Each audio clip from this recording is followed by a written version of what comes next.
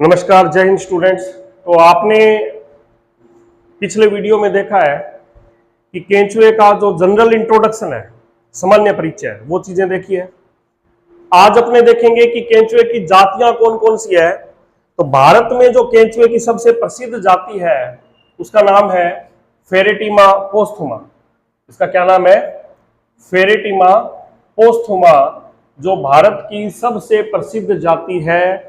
भारत के अपने जो जनरली अपने देखते हैं ना, नमी वाली जगह जो खेत है वहां पर जो केंचुआ देखने को मिलता है उसका नाम है फेरेटिमा पोस्थुमा। हालांकि दक्षिण भारत में केंचुए की एक अलग ही जाति देखने को मिलती है जिसका नाम है फेरेटिमा द्राविडा। क्या नाम है? फेरेटिमा द्राविडा, जो दक्षिण भारत में देखने को मिलती है। केंचुए के बारे में सबसे ज्यादा अध्ययन किया करम नारायण बहल प्रोफेसर साहब, प्रोफेसर के.एन. बहल। इन पे भी प्रश्न आ जाता है कि केंचुए पे सबसे ज्यादा अध्ययन स्टडी केंचुए के बारे में किसने की? प्रोफेसर करम नारायण बहल, के.एन. बहल। क्या नाम है? करम नारायण बहल, के.एन. बहल। केंचुआ ज्यादातर उत्तरी भारत वाला है। दक्षिण भारत वाला मैंने बताया था कि द्राविडा नाम का केंचुआ है ना। एक यूटाइफियस, ऐसे कई जातियां हैं केंचुए की। यूरोपियन केंचुए का द्राविडा दक्षिण भारत का केंचुआ है। लुम्ब्राइकस अमेरिका का केंचुआ है। ये नहीं आता, ज्यादातर द्राविडा आ सकता है। सबसे ज्यादा इंपॉर्टेंट जो है फेरेटिमा पोस्थुमा। सबसे इंपॉर्टेंट क्या है? फेरेटिमा पोस्थुमा, ये सबसे बढ़िया जाती है। अच्छा, केंचुआ आपने कभी हाथ में लेके देखा होगा, एकदम लसलसा सा होता है, नरम होता है। उसकी चमड़ी कैसी होती है? एकदम नरम होती है। तो केंचुआ नम भूमि में और ह्यूमस वाली भूमि, मतलब जो उपजाऊ भूमि होती है जहां पे मृत कार्बनिक पदार्थ ज्यादा है, वहां पर केंचुआ पाया जाता है। ये जो केंचुआ है, इस केंचुए के ऊपर एक क्यूटीन की परत होती है, बिल्कुल पतली सी। आप केंचुए को ऐसे यूं रगड़े ना तो रबड़ की बाट सी उतरती है, जैसे मेल की बाट उतरती है ना, वैसे उतरती है। ठीक है। तो केंचुआ जो है वो इस क्यूटिकल के द्वारा ही श्वसन करता है। केंचुआ किससे श्वसन करता है? क्यूटिकल से। ये शुष्क भूमि में नहीं होता, ये हमेशा नम भूमि में होगा, पानी वाली जमीन में ही पाया जाएगा। हमेशा ध्यान रखना, रेतीली मिट्टी में, रेगिस्तान में कभी केंचुआ आपको देखने को नहीं मिलेगा। तो इसमें इतनी बातों में हमें पता चला कि केंचुए की सामान्य जाति कौन सी है? फेरेटिमा पोस्थुमा। फेरेटिमा पोस्थुमा। खोजकर्ता कौन है? प्रोफेसर करम नारायण बहल। उत्तरी भारत का केंचुआ है फेरेटिमा पोस्थुमा, जो उत्तरी भारत में ज्यादातर पाया जाता है। ये फेरेटिमा की जाति जापान, श्रीलंका, ऑस्ट्रेलिया में भी है। लेकिन प्रश्न यहां से उठेगा, यहां से उठेगा। ठीक है। दक्षिणी भारत में आपको पता ना द्रविड़ जातियां ज्यादा है, तो केंचुए का नाम भी रख दिया द्राविडा। क्या रख दिया?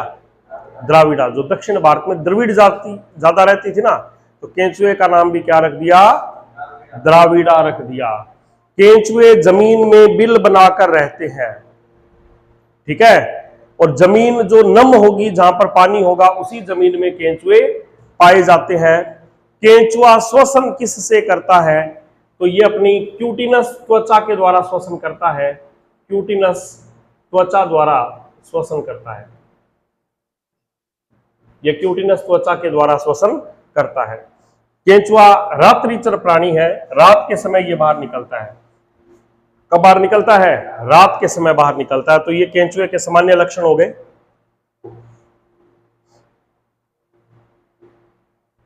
अब हम देखें केंचुए के बाह्य लक्षण। केंचुए के बाह्य लक्षण, यदि हम केंचुए के बाह्य लक्षण की बात करें तो केंचुआ आपको पता है ओलिगोकीटा वर्ग का प्राणी है।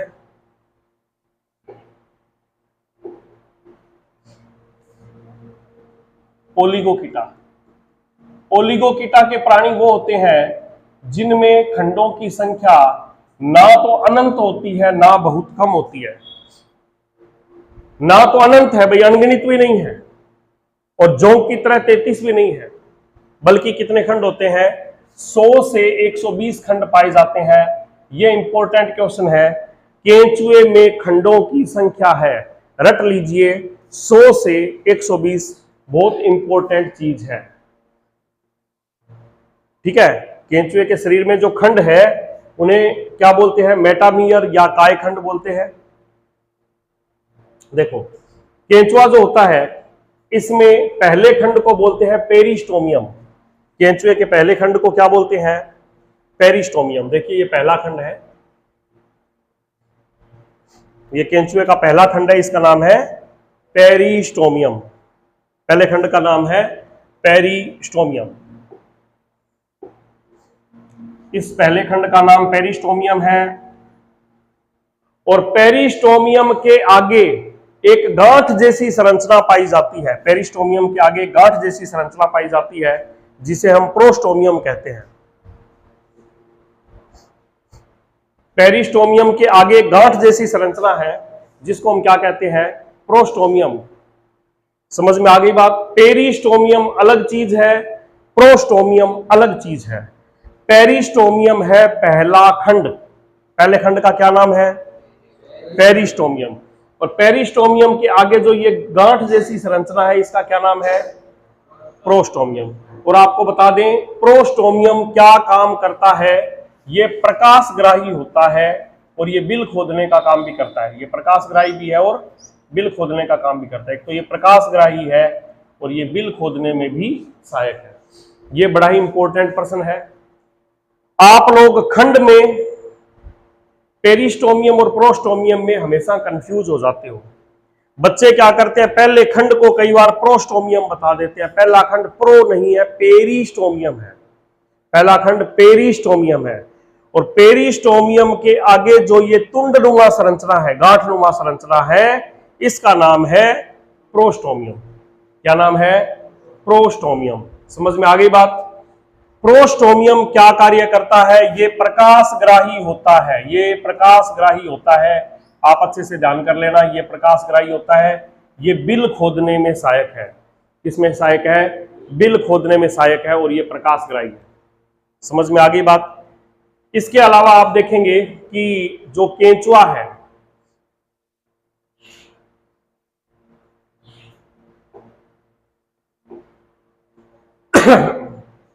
ये पहला खंड है, ये दूसरा खंड है, ये तीसरा खंड है, ये चौथा खंड है या नहीं है? और इन खंडों के बीच में देखिए ये खांच है, ऐसे खांच है। ये खांच है या नहीं है? ऐसी खांच पाई जाती है, अंतराखंडीय खांच होती है। आगे बात समझ में? इसके अलावा 5/6 पांचवें और छठे खंड के जोड़ पर, 6/7 छठे और सातवें खंड के जोड़ पर, 5/6, 6/7, 7/8 व 8/9 खंड के जोड़ पर एक एक जोड़ी। देखो, एक जोड़ी तो है 5 और छठे खंड के जोड़ पर, है ना? एक जोड़ी है छठे और सातवें खंड के जोड़ पर, है या नहीं है? एक है 7वें और 8वें खंड के जोड़ पर, एक है 8वें और 9वें खंड के जोड़ पर। यह शुक्रग्राहिका या स्पर्मेथिका के रंध्र है। किसके रंध्र है? शुक्रग्राहिका या स्पर्मेथिका के रंध्र है। शुक्रग्राहिका या स्पर्मेथिका के रंध्र कहां पाए जाते हैं? 5/6, 6/7, 7/8 और 8/9 खंड के जोड़ पर। आगे बात समझ में? क्या है ये? शुक्रग्राहिका के रंध्र।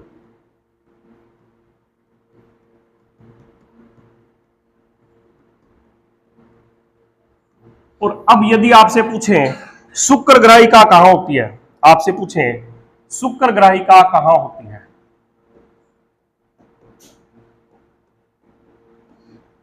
तो ये ध्यान रखना, जो ये छिद्र है ये शुक्रग्राहिका का छिद्र है। किसका छिद्र है? शुक्रग्राहिका का। तो शुक्रग्राहिका जो है ना वो यहां पर है, 5वें खंड में। मतलब इस छेद की शुक्रग्राहिका कहां है? 5वें में। इसकी कहां है? छठे में। इसकी कहां है? 7वें में। और इसकी कहां है? तो शुक्रग्राहिका पाई जाती है 5वें, छठे, 7वें और 8वें खंड में। अब आपसे प्रश्न पूछें कि केंचुए में शुक्रग्राहिका कहां पाई जाती है, तो 5वें, छठे, 7वें, 8वें खंड में 4 जोड़ी है। कितने जोड़ी है? 4 जोड़ी शुक्रग्राहिकाएं पाई जाती है। शुक्रग्राहिकाएं काम क्या करती है? शुक्रग्राहिका कार्य करती है, शुक्रग्राहिका कार्य करती है शुक्राणुओं को ग्रहण करना, शुक्राणुओं को ग्रहण करना। शुक्रग्राहिका शुक्राणुओं को ग्रहण करने का कार्य करती है। क्लियर?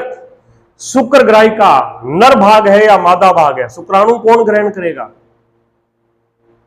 शुक्राणु देगा कौन? नर भाग। लेगा कौन? तो शुक्रग्राहिका मादा भाग है। शुक्रग्राहिका क्या है? ये मादा भाग है। शुक्रग्राहिका मादा जननांग का शुक्रग्राहिका के बारे में सत्य कथन है, शुक्रग्राहिका मादा जननांग है। एक प्रश्न ये आ जाए। दूसरा, शुक्रग्राहिका 5वें, 6ठे, 7वें, 8वें खंड में पाई जाती है। तीसरा ये आ जाए, शुक्रग्राहिका रंध्र 5/6, 6/7, 7/8 और 8/9 खंड में पाए जाते हैं। क्या ये तीनों स्टेटमेंट सही है? बताइए, है ना तीनों स्टेटमेंट सही? तो ये तीनों ही स्टेटमेंट क्या है? एकदम सही है। तो आप ये देख पा रहे हो, यहां कई प्रश्न खड़े होते हैं। केंचुए के प्रथम खंड का नाम है पेरिस्टोमियम। ठीक। केंचुए की शुक्रग्राहिका किस खंड में पाई जाती है? 5वें, 6ठे, 7वें, 8वें। शुक्रग्राहिका रंध्र कहां पाए जाते हैं? 5/6, 6/7, 7/8 और 8/4 खंडों में। शुक्रग्राहिका कौन सा भाग है? नर भाग है या मादा भाग है? तो ये मादा भाग है और इसका कार्य है शुक्राणुओं को ग्रहण करना। समझ में आ गई बात? अब देखो, ये आप देख रहे हो प्रत्येक भाग में आपको खंड दिख रहे हैं। इधर हो जा, तेरे को मैंने क्या बोला है? आ रहा था क्या बीच में? ये दिख तो नहीं रहा था? तेरा दिमाग खराब हो गया है? क्यों आ रहा है वहां बीच में? है?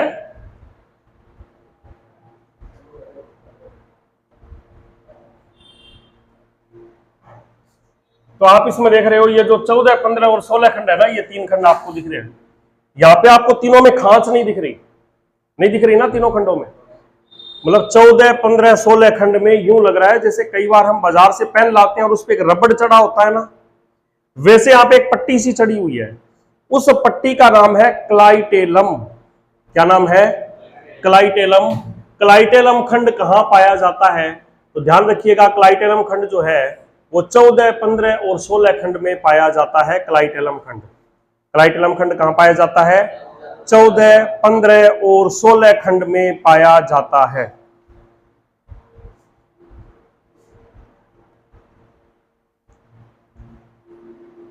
तो आप देख रहे हो 14, 15 और 16 खंड जो है यहां क्लाइटेलम पाई जाती है। तो आपसे ये प्रश्न पूछे, क्लाइटेलम किस खंड में पाई जाती है? 14, 15, 16 खंड में। ठीक है। अब ये ध्यान रखना कि ये जो 3 खंड है, यहां पे ग्रंथियां भी बहुत सारी होती है। ग्रंथियां जो कुछ स्त्रवित करती है। ग्रंथियां क्या चीज है? जो कुछ स्त्रवित करती है, उनको हम क्या बोलते हैं? ग्रंथियां। तो यहां जो ग्रंथियां हैं वो कोकुन नाम की संरचना बनाती है। क्या बनाती है? कोकुन। हम आगे पढ़ेंगे कि यहां पर मिट्टी जैसे अपने कहते हैं ना, मिट्टी का छोटा सा बटुआ, वैसे केंचुआ यहां बटुआ सा बना लेता है। क्या बना लेता है? केंचुआ एक बटुआ सा बना लेता है, और वो बटुआ सा बनता है 14, 15, 16 खंड में, और उसका क्या नाम है? कोकुन। क्या नाम है? कोकुन। ध्यान रखना, उसका नाम है कोकुन। तो कोकुन का निर्माण कहां होता है? कोकुन निर्माण कहां होता है? या क्लाइटेलम क्षेत्र कौन सा है? क्लाइटेलम कहां कहां पाई जाती है? तो दोनों का उत्तर एक ही है कि 14, 15 और 16 खंड में ही कोकुन का निर्माण होता है, और 14, 15 और 16 खंड के अंदर ही क्या पाई जाती है? क्लाइटेलम पाई जाती है। क्लियर? 14वें खंड में मादा जनन छिद्र पाया जाता है। 14वें खंड में मादा जनन छिद्र पाया जाता है। 18वें खंड में नर जनन छिद्र पाया जाता है। ये बात आप ध्यान रखिएगा। 14वें खंड में क्या है? मादा जनन छिद्र। तो ध्यान रखना, मादा जनन छिद्र कहां है?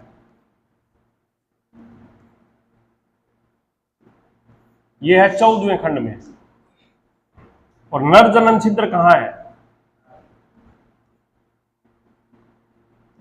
नर जनन छिद्र है 18वें खंड में। मादा जनन छिद्र 14वें खंड में पाया जाता है, और नर जनन छिद्र कहां पाया जाता है? 18वें खंड में। ये देखिए नर जनन छिद्र है 18वें खंड में, ये है ना, ये मेल जेनाइटल पोर। ये प्रश्न बहुत इंपॉर्टेंट है। नर जनन छिद्र किस खंड में है? किसमें है? 18वें खंड में। मादा जनन छिद्र किस खंड में है? 14वें खंड में है। और शुक्र ग्राही कारंध्र कहां पर है? 5/6, 6/7, 7/8 और 8/9 खंड में शुक्र ग्राही कारंध्र पाए जाते हैं। ये बात आपको बढ़िया तरीके से ध्यान रखनी है। असल में ये सिस्टम बड़ा ही साइंटिफिक है।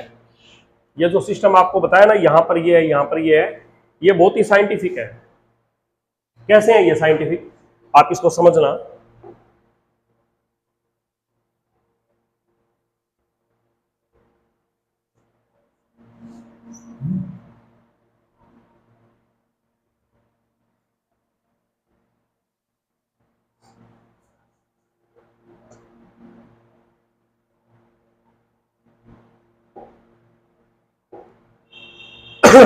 देखो असल में क्या होता है, जो इसमें इस प्रकार की कहानी होती है कि पहले दूसरा केंचुआ क्या करता है? दूसरा केंचुआ मतलब केंचुए में पर निषेचन होता है।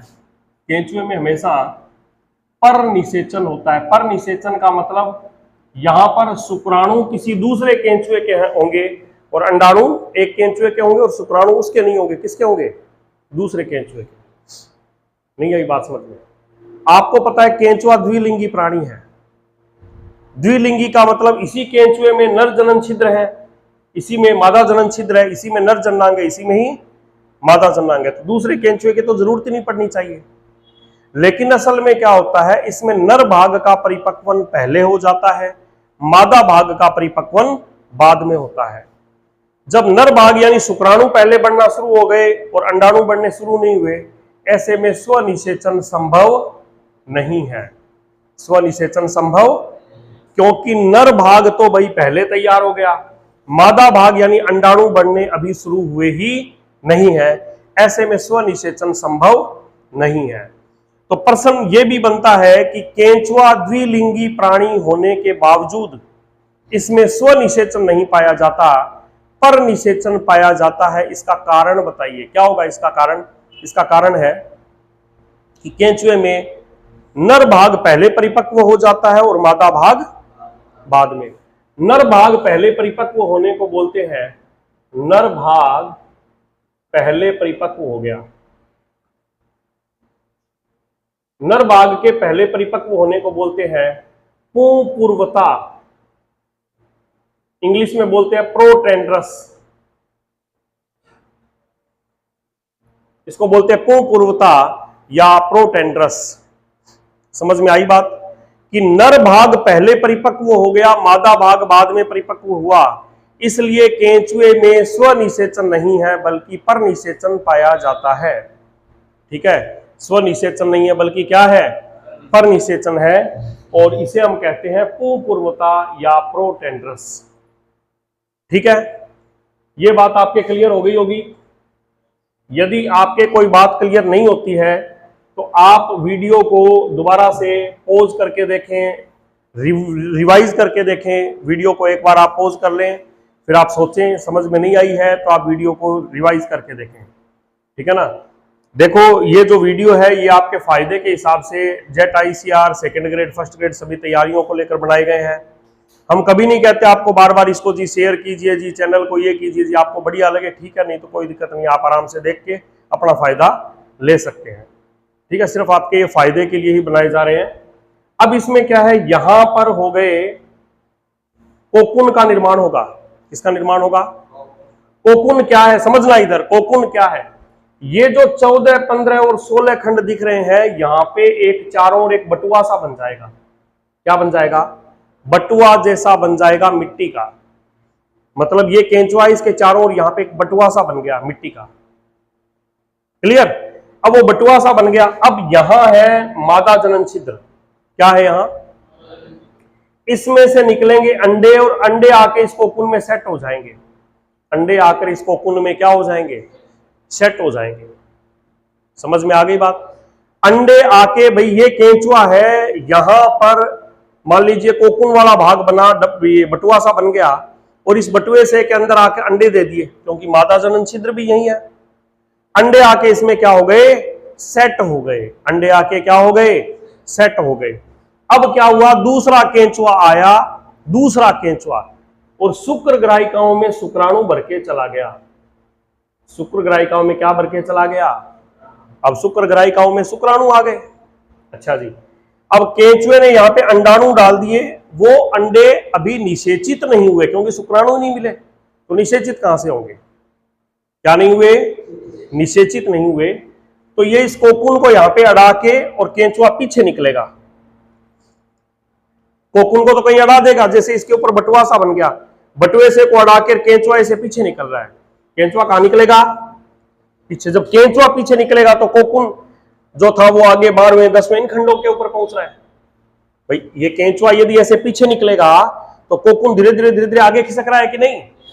चाहे तो कह दो कोकुन आगे खिसक रहा है या केंचुआ पीछे खिसक रहा है या नहीं है? जैसे ही ये कोकुन इस खंडों, ये खंड कोकुन के बीच में आएंगे, ये खंड धीरे धीरे पीछे खिसक रहे हैं कि नहीं? जैसे ही ये खंड कोकुन के अंदर आएंगे तो कोकुन में दबाव पड़ेगा, कोकुन का इनके ऊपर क्या पड़ेगा?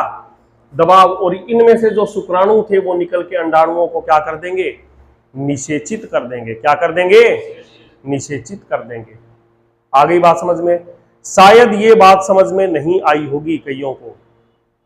देखो मैं इधर साइड में डायग्राम बना के बताता हूं। ये केंचुआ है,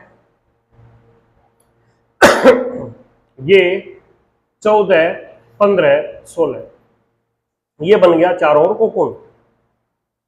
ठीक, कोकुन में आ गए अंडे। कोकुन में क्या आ गए? इधर आप देख रहे हो 5/6, 6/7, 7/8, 8/9 में शुक्र ग्राहिका रंध्र है, यहां पर है। अब ये केंचुआ पीछे खिसक रहा है इस कोकुन को किसी चीज में अड़ा के, कोकुन को अड़ा के ऐसे, और केंचुआ कहां खिसक रहा है? पीछे खिसक रहा है। तो ये कोकुन जब यहां है तो थोड़े समय बाद में ये स्थिति भी बनेगी, ये केंचुआ बहुत पीछे खिसक गया, तो ये 5/6 वाले खंड भी तो यहां आ जाएंगे, ये खंड भी तो यहां आ गए, बीच में आ गए या नहीं? तो यहां से शुक्राणु निकलेंगे और इन अंडाणुओं को क्या कर देंगे? निषेचित कर देंगे। क्या कर देंगे? और लास्ट में पूरा का पूरा केंचुआ बाहर निकल जाएगा। केंचुआ तो निकल गया बाहर और कोकुन रह गया निषेचित अंडोयुक्त रह गया, जिसे जमीन के अंदर कहीं पर छुपा देंगे, और थोड़े दिन बाद में इसमें अंडों से क्या बनना शुरू हो जाएंगे? नए केंचुए क्या बनने शुरू हो जाएंगे। तो आप ये देख रहे हो कितना बढ़िया सिस्टम बना हुआ है इस छोटे से जीव के अंदर, कि भाई यहां पर अंडे निकले, ठीक है, केंचुआ पीछे खिसके, यहां से शुक्राणु मिले, फिर निषेचन हो। सारा सिस्टम बहुत बढ़िया तरीके से बना हुआ है। तो देखो 18वें खंड में नर जनन छिद्र पाए जाते हैं। 18वें खंड में क्या पाए जाते हैं? नर जनन छिद्र पाया जाता है। और 14वें खंड में मादा जनन छिद्र पाया जाता है। अच्छा, 17वें और 19 खंड में एक एक जोड़ी जनन पेपिला होते हैं। 17वें से 19वें खंड में क्या होते हैं? एक एक जोड़ी जनन पेपिला। जब दूसरा केंचुआ इसकी शुक्र ग्राहिका में शुक्राणु डाल के जाता है, दूसरा केंचुआ क्या डाल के जाता है? शुक्राणु इसके अंदर डाल के जाता है। उस वक्त की स्थिति कुछ अलग है, तब केंचुए दो आते हैं विपरीत दिशा में। तब हम एंड में अभी मैथुन क्रिया पढ़ेंगे, तब आपको बताएंगे केंचुआ विपरीत दिशा में आते हैं। तो ये देखिए केंचुए की पूरी संरचना। अब केंचुए के यदि शरीर का अगला हिस्सा देखें, 17वें से 19 खंड में देखिए, 18वें खंड में मादा जनन छिद्र आपको दिख रहा है। 18वें खंड में क्या दिख रहा है? मादा जनन छिद्र, और इसके आगे पीछे एक एक जोड़ी जनन पेपिला पाए जाते हैं। तो जनन पेपिला पाए जाते हैं 17वें और 19वें खंड में। जनन पेपिला पाए जाते हैं 17वें और 19वें खंड में, 17वें में और 19वें। और यहां पर नर जनन छिद्र किसमें है? 18वें में है। जनन पेपिला का कार्य क्या है? देखो नर जनन छिद्र में से शुक्राणु बाहर आएंगे। अरे नर जनन छिद्र में से क्या बाहर आएंगे? और ये शुक्राणु शुक्र ग्राहिकाओं में भरे जाएंगे। दूसरे केंचुए की शुक्र ग्राहिकाओं में ये शुक्राणु भरे जाएंगे। तो दूसरे केंचुए की शुक्र ग्राहिका हर समय खुली थोड़ी है, उन्हें भी क्या करना पड़ेगा? खोलना पड़ेगा। क्या करना पड़ेगा? तो ये जो आप देख रहे हो, जो ये देख रहे हो क्या है? जनन पेपिला। ये जनन पेपिला जो होते हैं ये दूसरे केंचुए की शुक्र ग्राहिका को खोलने का कार्य करते हैं। जनन पेपिला कौन से खंड में है? 17वें और 19वें खंड में है। इनका कार्य क्या है? दूसरे केंचुए की शुक्र ग्राहिका के रंध्र को खोलना ताकि उसमें शुक्राणु आसानी से भरे जा सके। अब देखिए ये केंचुए का आपको पहला खंड मतलब स्टार्टिंग मतलब शीर्ष भाग और ये है पश्च भाग। पहले खंड का नाम है पेरिस्टोमियम, दिख रहा है आपको? पहले खंड का नाम है पेरिस्टोमियम और इस पेरिस्टोमियम पे एक तुंड जैसी संरचना है जिसका नाम है प्रोस्टोमियम। पेरिस्टोमियम पहला खंड है। प्रोस्टोमियम क्या है? प्रोस्टोमियम प्रकाशग्राही है और बिल खोदने का काम करता है। आपसे पूछे केंचुए की आंख का क्या नाम है? अरे आपकी आंख है वो प्रकाशग्राही है। आपकी आंख क्या है? प्रकाशग्राही है। तो केंचुआ भी जिससे देखता है, जिससे उसको प्रकाश का पता चलता है, वही उसकी आंख हो गई। हो गई या नहीं? केंचुआ प्रकाश की संवेदना कहां से ग्रहण कर रहा है? प्रोस्टोमियम से। कहां से ग्रहण कर रहा है? तो केंचुए की आंख कौन सी हो गई? प्रोस्टोमियम हो गई। निश्चित रूप से परीक्षा में आ जाए केंचुए की आंख है कौन सी आंख? प्रोस्टोमियम।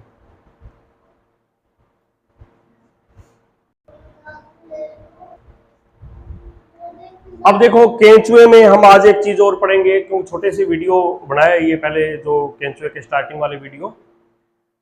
केंचुए के शरीर में सूक पाए जाते हैं। क्या पाए जाते हैं? सूक। केंचुए के शरीर में सूक पाए जाते हैं। आप ये देख पा रहे हो, देखिए ये सूक है पूरे शरीर में। ये देखिए जगह जगह पे आपको क्या दिख रहे हैं? सूक दिख रहे हैं। ये सूक क्या काम करते हैं? सूक क्या काम करते हैं? सूक को इंग्लिश में बोलते हैं सीटी। सीटी क्या काम करते हैं? सूक या सीटी गमन में सहायक है। सूक या सीटी किसमें सहायक है? गमन में सहायक है। समझ में आई बात? सूक या सीटी गमन में सहायक है। ये एस के आकार के होते हैं, काइटिन के बने हुए होते हैं। किसके बने हुए हैं? काइटिन के। तो देह भित्ति में आधे धंसे हुए और पीछे की ओर मुड़े हुए सूक पाए जाते हैं, मतलब एस आकार के सूक पाए जाते हैं। एक खंड में 80 से 120 खंड है। कितने हैं सूकों की संख्या एक खंड में? देखो ये रिंग है ना, इसमें बहुत सारे सूक हैं। तो एक खंड में 80 से लेकर 120 सूक पाए जाते हैं। अच्छा, ये कहां नहीं होते? ये प्रथम खंड पर नहीं होते, अंतिम खंड पर नहीं होते और क्लाइटेलम पर सूक नहीं होते, क्योंकि क्लाइटेलम में तो एक रबड़ का बैंड सा बन गया, तो वहां पर भी सूक नहीं होते। शिशु फेरेटेमा में क्लाइटेलम पर भी सूक होते हैं। जब भ्रूणी अवस्था होती है या नया नया केंचुआ बनता है तो आप देखते हो कि केंचुए में क्लाइटेलम पर भी सूक पाए जाते हैं। कहां सूक पाए जाते हैं? तो केंचुए में सूक कहां कहां नहीं है, ये बहुत इंपॉर्टेंट है। केंचुए में सूक कहां कहां नहीं है? पहले खंड में नहीं है, अंतिम खंड में नहीं है और क्लाइटेलम में नहीं है। क्लाइटेलम कौन से खंड में है? 14, 15, 16। रट लो, 14, 15, 16। 14, 15, 16 में क्लाइटेलम पाई जाती है। समझ रहे हो? 14, 15, 16 में क्या पाई जाती है? क्लाइटेलम पाई जाती है। अब उत्सर्जक रंध्र। आपको पता है कि जो केंचुआ होता है, केंचुए में उत्सर्जी अंग के रूप में होते हैं नेफ्रीडिया। आपसे प्रश्न में आ जाए वैसे हमारे में उत्सर्जी अंग कौन सा है?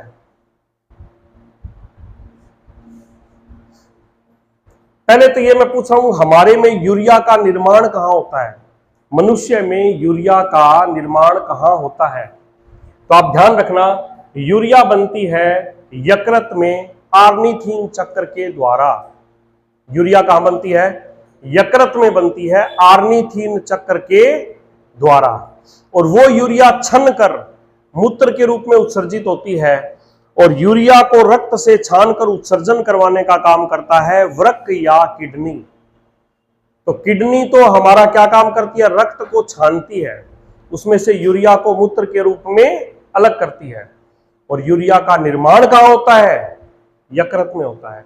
यूरिया का निर्माण कहां होता है, यकृत में होता है। कहां होता है, यूरिया का निर्माण यकृत में होता है। यूरिया छनती कहां है, किडनी में छनती है। जैसे हमारे में वृक्क है, वैसे केंचुए में छोटे छोटे वृक्क है जिनको बोलते हैं नेफ्रीडिया। क्या बोलते हैं, नेफ्रीडिया। हिंदी में बोलते हैं उत्सर्गिकाएं। हिंदी में बोलते हैं उत्सर्गिकाएं। प्रत्येक खंड में 200 से 250 वृक्करंध्र पाए जाते हैं, और ये हमेशा छठे खंड के बाद में है। कहा है, ये छठे खंड के बाद में। अच्छा, क्लाइटेलम जो क्षेत्र है, क्लाइटेलम क्षेत्र पर इनकी संख्या 10 गुना हो जाती है। सबसे ज्यादा वृक्करंध्र कहां पाए जाते हैं, क्लाइटेलम क्षेत्र पर पाए जाते हैं, 2000 से 2500। इसलिए क्लाइटेलर क्षेत्र को वृक्क वन कहते हैं। क्लाइटेलर क्षेत्र को वृक्क वन या नेफ्रीडियल फॉरेस्ट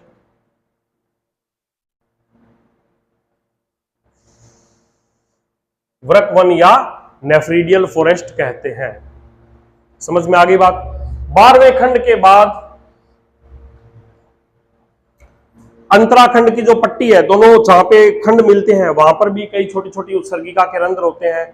आप ध्यान रखना, अंतिम खांच में वृक्करंध्र नहीं पाए जाते। अंतिम खांच में वृक्करंध्र नहीं पाए जाते हैं। ये बातें आपको ध्यान रखनी है। और पृष्ठरंध्र भी होते हैं। पृष्ठरंध्र के बारे में अपने कल पढ़ेंगे। आज के लिए इतना ही। Thank you, have a nice day. और आप वीडियो को रिपीट करके जरूर देखिएगा।